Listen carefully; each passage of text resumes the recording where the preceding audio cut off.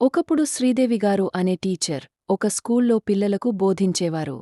ఆమె చాలా ముద్దుగా, ప్రేమగా పిల్లలతో మాట్లాడేవారు. ఒకరోజు ఆమె పిల్లలందరినీ కూర్చోబెట్టుకుని మనం మన శరీరాన్ని ఎలా కాపాడుకోవాలి అనే విషయంపై మాట్లాడారు. పిల్లలందరూ ఆసక్తిగా వినసాగారు. పిల్లలారా, మన శరీరం మనకు చాలా విలువైనది.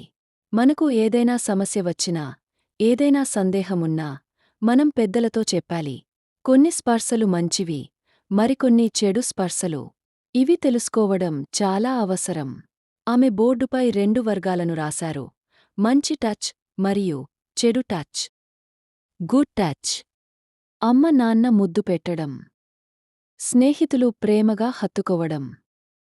టీచర్ అభినందనగా తలపై చెయ్యి వేసి పలకరించడం. Bad touch. ఎవరైనా మనకు ఇష్టంలేని విధంగా తాకడం. ఏదైనా అసౌకర్యంగా అనిపించే స్పర్శ. ఎవరైనా గుట్టుగా తాకాలని చెప్పడం.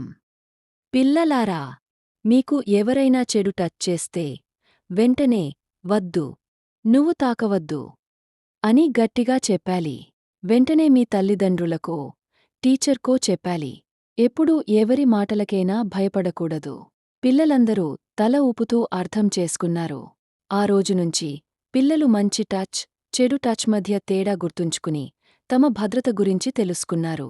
ఈ కథ నీతి: ఈ సమాజంలో చెడు, మంచి అని 2 ఉంటాయి. కాని తల్లి, దండ్రులు తమ పిల్లలను ఏ పరిస్థితిని అయినా ధైర్యంగా ఎదుర్కొనే వారిగా తయారుచేయాలి.